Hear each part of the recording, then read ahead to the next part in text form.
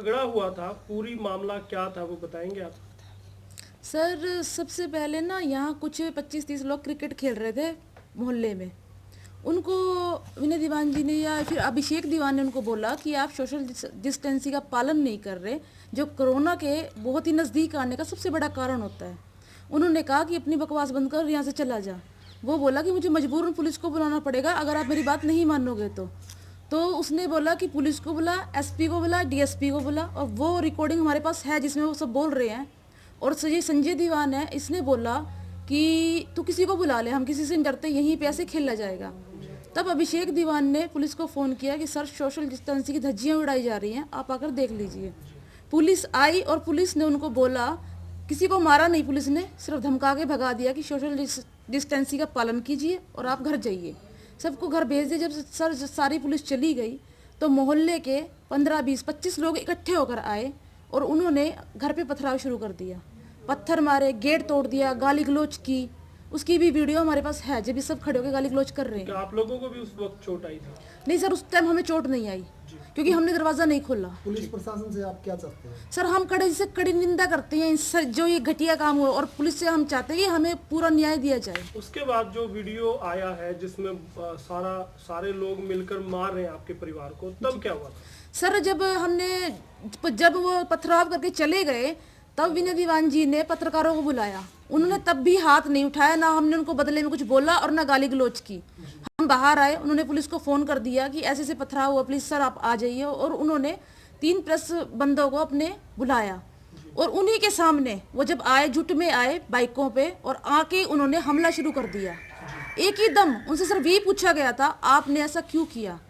तो उन्होंने हमारे ऊपर झपटा किया, मारपीट की। मेरे भाई को 25-20 बंदे इकट्ठा घसीट कर ले गए, उनको मारपीट की। संजय दीवान ने, पिन्नू दीवान ने मेरे पापा के सर पर लाठियां मारी, विनय दीवान के ऊपर हाथ उठाया, बच्चों पर हाथ उठाया। उग्र दीवान ने जब सब चीज का सबूत बनाना चाहता था अभिषेक दीवान की, सब हम कर दें, तो उस रुकावट में उग्र दीवान के जितने भी दोनों बेटे हैं, बड़े और तीनों बेटों ने अभिषेक दीवान पे मारपीट की। अगर सब प्रेस वाले नहीं होते तो वो अभिषेक दीवान हम सबको मार देते। सुनने में ये भी आ रहा है कि आपके साथ छेड़खानी भी हुई है। सर हुई है, बिल्कुल हुई है। जब मैंने देखा कि मेरा भाई पिट रहा है बहुत बुरी तरह और इसे मार डालेंगे 25 लोग लग के, तब मुझे बहुत दया आई कि कम से कम कोई तो बचाओ।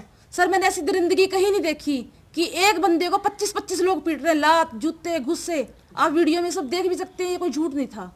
उसे बहुत बुरी तरह मारा जा रहा था। जब मैं उसे बचाने के लिए गई सर, और मैंने पिन्नू को धक्का दिया, सर हट जाओ, सबको मैंने हटाया कि हट जाओ, प्लीज हट जाओ, मत मारो। तब इस पिन्नू दीवान ने मेरे बाल पकड़कर से पहले मेरे को थप्पड़ मारे हैं और फिर इसने मेरे गले की चेन भी झपटी है सर उसी झपटी में। और इसने मेरे को कहा है, इसके लड़के ने बहुत ही गंदी और अभद्र भाषा का प्रयोग करते हुए कहा है, लेकिन वो सर मैं क्षमा कीजिए मैं आपको बोल नहीं सकती, बड़ी ही गंदी और अभद्र भाषा थी वो। और उन्होंने कहा कि इसे मारो, इसके कपड़े फाड़ो, गंदी काम करो। लेकिन उसी टाइम अगर मेरे पापा नहीं आते सर तो बहुत कुछ गलत हो जाता। वीडियो और फोटोज में एक फटा हुआ सूट दिखाई दे रहा है, वो किनका है? सर वो मेरी सिस्टर का है जो संजय दीवान ने फाड़ा है। जी, क्या क्या हुआ था आपके साथ जब वो सूट फटा? सर वो जैसे मतलब वो मोहल्ले में आए, पहले उन्होंने पथराव किया, उसके बाद गेट भी तोड़ा, बहुत सारी गालियां दी, तब भी हमने कोई एक्शन नहीं लिया। तब मेरे पति मिस्टर विनय दीवान, पत्रकार फ्रॉम अर्थ प्रकाश, वो आए, उन्होंने पत्रकार भाइयों को बुलाया। तो जैसे ही कारण पूछा, हाँ भाई कौन, मेरा भाई आगे बढ़ के गया, उन्होंने पूछा हाँ भाई कौन है जो मेरे जीजा को गोली मारना चाहता है, वो आ जाए। इतना ही कहते उस पर 10 लोग झपट पड़े, उसको घसीटते हुए लातों से मुक्कों से मारते हुए चले गए। मेरे पिताजी पर लाठियों का बरसाव हुआ, खूब बर्बरता हुई। जब मैं और मेरी बहन बचाने के लिए दौड़े गए तो उन्होंने मेरे सर पे भी पथराव की, मुक्का मारा, मेरे कान पे मुक्का मारा, इधर वहाँ मेरी पिटाई हुई, मेरे पति की पिटाई हुई, मेरे बेटे पर जानलेवा हमला हुआ, मारने की कोशिश की, सबूत मिटाने की कोशिश की गई है। जब ये वीडियो बना रहा था सबूत के तौर पर उसको मिटाने की भी कोशिश की गई है, उसके ऊपर हमला हुआ है, जानलेवा हमला मेरे भाई पे हुआ है। उसको बहुत सारी चोटों के निशान है, उसके पीठ पर निशान है। 10-10 लोग, 12-12 लोग उसको लातों से, गुस्सों से, लाठियों से मार रहे थे। आपका सूट फटा है, किसने वो? इसी बचाव में मैंने पिताजी को बचाया। बचाते बचाते भाई को जैसे बचाने गई तो वो मेरे ये जो प्रवीण दीवान का भाई है संजय दीवान, इसने मेरे ऊपर हमला किया, गला पकड़ा मेरा जोर से। गला पकड़ने के बाद मेरे सूट को ऐसे फाड़ दिया। अगर मेरे अंग पर ये तीसरा वस्त्र ना होता और ढका हुआ तो शायद मैं जी भी ना पाती। यहाँ देख सकते हैं आप कितनी निंदनीय घटना हुई है एक पत्रकार के परिवार के साथ, जहां दावा करती है सरकार महिलाओं की सुरक्षा को लेकर, महिलाओं के मान सम्मान को लेकर, और आज सरेआम जो इन द्वारा बताया गया, जैसे महिलाएं बता रही हैं, पत्रकार परिवार की ये महिलाएं हैं, उनकी पत्नी है, उनकी सिस्टर इन लॉ है, और यह सरेआम मतलब एक चीर हरण ही कहा जाएगा कि सरेआम महिलाओं का चीर हरण किया गया कुछ युवकों द्वारा, कुछ व्यक्तियों द्वारा, जो वाकई निंदनीय है। अब देखना होगा कि इसे पुलिस प्रशासन ने इनको शिकायत दे दी है, लोगों के खिलाफ एफआईआर भी दर्ज हो चुके हैं सभी दो थाना में। अब देखने वाली बहुत ही गंभीर विषय की बात यह होगी कि पुलिस इतनी गंभीर घटना को लेकर किस तरह क्या कार्रवाई करती है। यहाँ जो बीच में बैठी है युवती से बात करेंगे।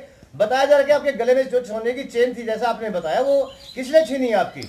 सर ये जप्ते जप्ती सबसे ज्यादा जप्ते जप्ती पिन्नू दीवान, प्रवीण दीवान जिसे बोलते हैं, उसका लड़का राहुल दीवान, इन्होंने ही की थी सर, और इनके सारे मित्रों ने की थी, सारे गली वाले इनके साथ थे सर, कोई भी बचाने में नहीं था। यह एक महिला और मौजूद है जो हमारे साथ बैठी हुई है, उनसे बात करेंगे।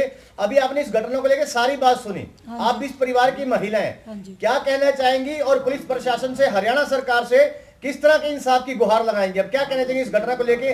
क्या ये घटना सही थी? सही क्या थी जी, ये बताओ। ये सरेआम बेइज्जती हो रही थी, तो इसका तो पालन होना चाहिए।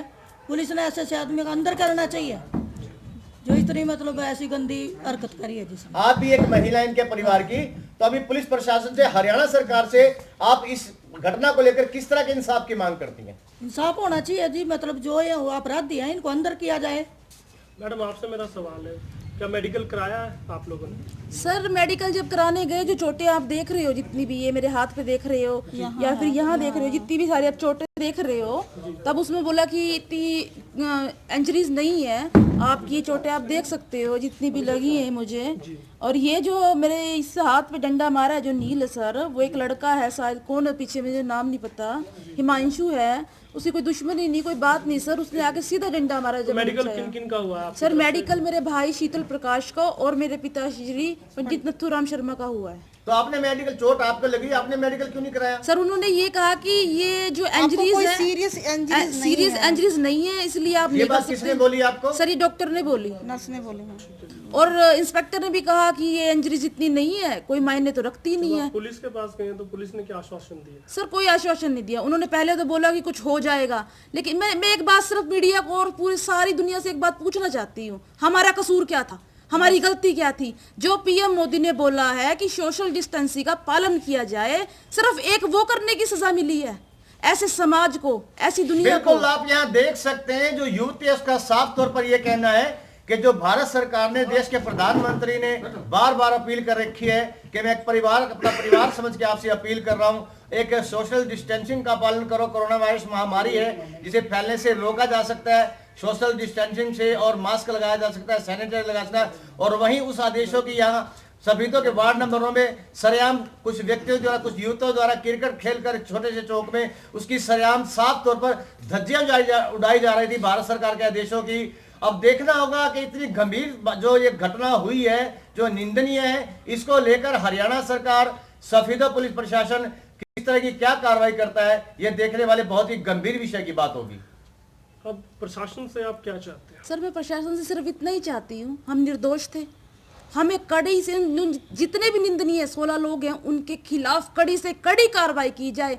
सर मैं एक लड़की हूँ, आज मुझे ये पता चल रहा है कि किसी का जब बलात्कार होता है, जब किसी को छेड़ा जाता है तो उसके ऊपर क्या बीतती है, आज इस बात का मैं एहसास कर सकती हूँ। और मैं एक बात और कहना चाहती हूँ सर, जब से मेरे साथ ये घटना हुई है उसके बाद मैंने खाना नहीं खाया है और अब तक नहीं खा रहा, सिर्फ मैं पानी पीऊँ। अगर मुझे न्याय नहीं मिला सर तो मैं ये पानी भी छोड़ दूंगी, जब तक मुझे न्याय नहीं मिलेगा मैं खाना नहीं खाऊंगी सर, पानी भी नहीं पीऊंगी। मुझे सख्त से सख्त कार्रवाई चाहिए इनके खिलाफ, ताकि सर कोई भी लेडीज को तंग ना करे, किसी को टच ना करे। कि जब तक उसे इंसाफ नहीं मिलेगा इस घटनाओं को लेकर, वो अन्न जल त्यागने की बात कर रही है, जो वाकई ही एक गंभीर विषय की बात। अब देखना होगा कि इस मामले में सरकार, पुलिस प्रशासन किस तरह का क्या संज्ञान लेती है।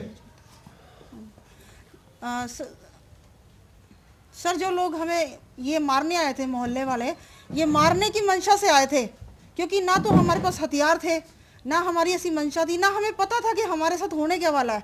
हमने दूर दूर तक नहीं सोचा था ऐसा। हम आम लोगों की तरह थे, पत्रकार भाइयों को बुलाया गया था, हमारे साथ ऐसा हुआ है।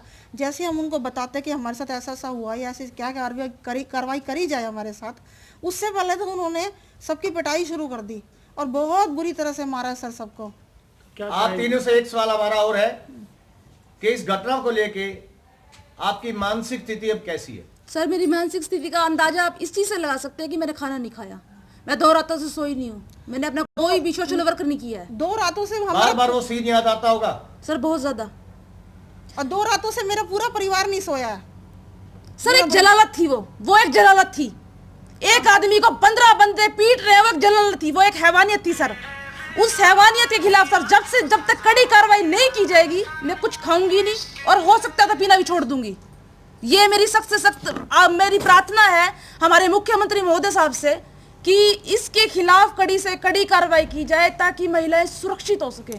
सर हम ताकि अपने पड़ोस में सुरक्षित नहीं थे। रह सके। एक बेटी की गुहार मुख्यमंत्री से या प्रदेश के कि उसकी सुरक्षा की जाए, उसकी रक्षा की जाए, इस घटना को लेकर उसे इंसाफ दिलाया जाए।